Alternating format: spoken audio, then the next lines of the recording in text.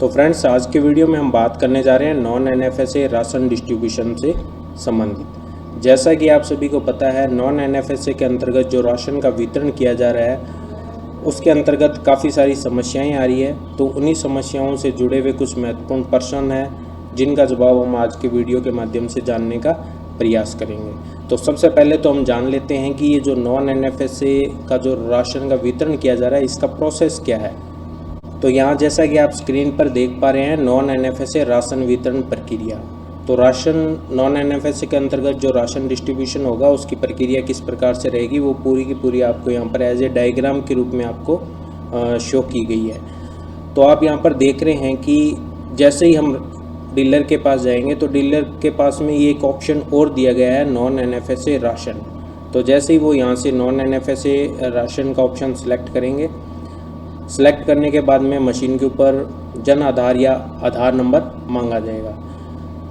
तो जो भी लाभार्थी हैं जिन्हें नॉन एनएफएसए के अंतर्गत राशन का वितरण किया जाना है, तो वे जब भी डीलर के पास में अपना राशन लेने जाएं तो वे अपना जन आधार और आधार नंबर अवश्य रूप से लेके जाएं।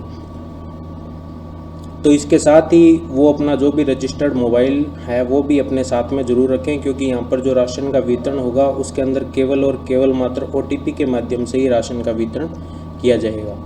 तो यहाँ पर आप देख पा रहे हैं जन आधार या आधार आपसे मांगा जाएगा।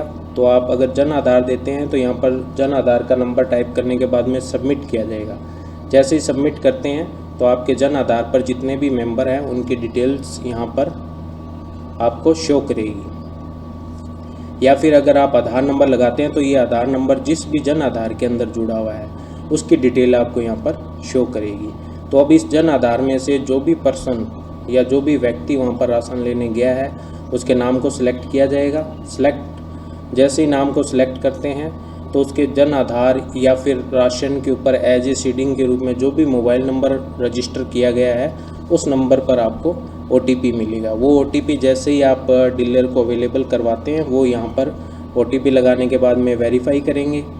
जैसे ही वेरीफाई हो जाता है उसके बाद में यहाँ पर ऑप्शन खुल जाएगा कि इस परिवार के अंदर कितने मेंबर हैं और उन्हें पर मेंबर या पूरे परिवार की कितनी गेहूँ या चना उनको वितरण किया जाना है, तो उसकी एंट्री यहाँ पर की जाएगी और उसके बाद में सबमिट करेंगे। सबमिट करने के बाद में यहाँ पर फाइनल सबमिट होगा और फाइनल सबमिट होने के साथ ही मशीन से एक रिसिप्ट वहाँ पर जनरेट हो जाएगी कि इस परिवार को कितना राशन वितरण किया गया है।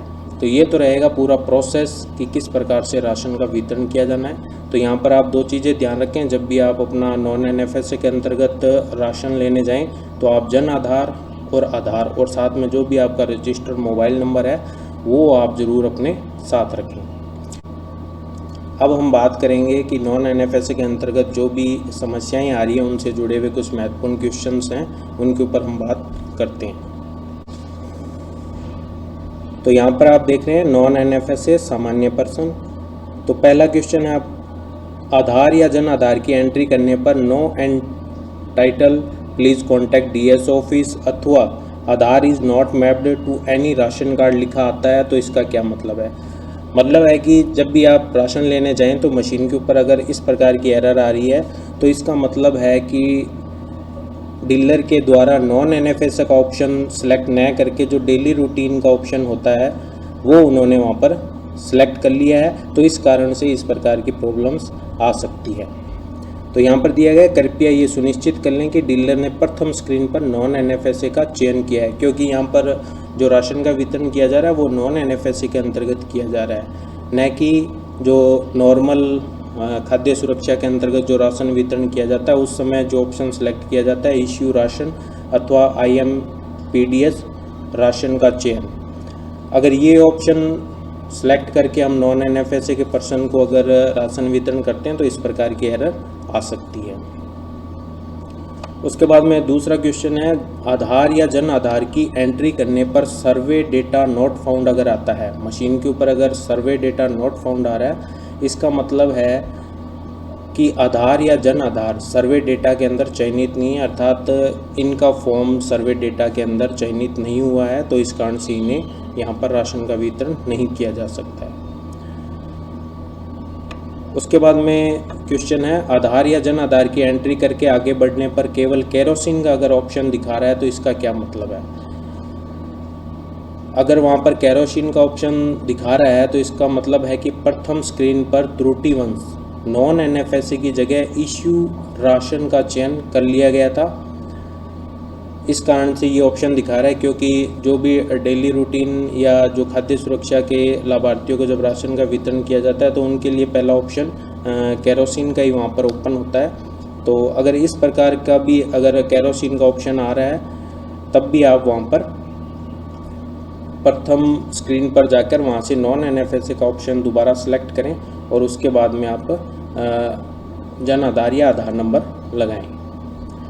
उसके बाद में है, सर्वे डेटा में किसी लाभार्थी को कैसे रजिस्टर किया जा सकता है। तो रजिस्ट्रेशन का जैसा आपको पता है कि 5 जून तक रजिस्ट्रेशन किए गए थे ई मित्रा के माध्यम से, बीएलओ या सर्वे के माध्यम से या फिर स्वयं के द्वारा भी इस सर्वे के अंतर्गत आवेदन किए गए थे। लेकिन अब भी अगर मौके पर कोई पर्सन ऐसा है जिसे वास्तविकता में राशन की आवश्यकता है तो मौके पर जो भी सरकारी कर्मचारी है, चाहे वो बीएलओ हो या फिर ग्राम विकास अधिकारी हो, XYZ जो भी सरकारी कर्मचारी है जिनको वहाँ पर अपॉइंट किया गया है, तो उनकी SSO ID के अंदर ई मित्रा ऐप में जाकर वो रजिस्ट्रेशन करके राशन ले सकते हैं। तो यहाँ पर केवल मात्र उनका ही रजिस्ट्रेशन किया जाएगा जो वास्तविकता में जिन्हें राशन की आवश्यकता है। क्या रजिस्टर करवाते ही लाभार्थी राशन ले पाएंगे। तो ऐसे रजिस्ट्रेशन जो कि वहाँ पर मौके पे जिनका रजिस्ट्रेशन किया जा रहा है तो वे रजिस्ट्रेशन करवाने के पश्चात 15 से 20 मिनट या मैक्सिमम आधे घंटे के उपरांत वे वहाँ से राशन प्राप्त कर सकते हैं। तो फ्रेंड्स, ये तो वे कुछ महत्वपूर्ण पर्सन जिनके बारे में हमने बात कर ली। इसके अलावा एक और प्रॉब्लम आती है कि कई लोगों का मोबाइल नंबर अभी तक रजिस्टर नहीं है।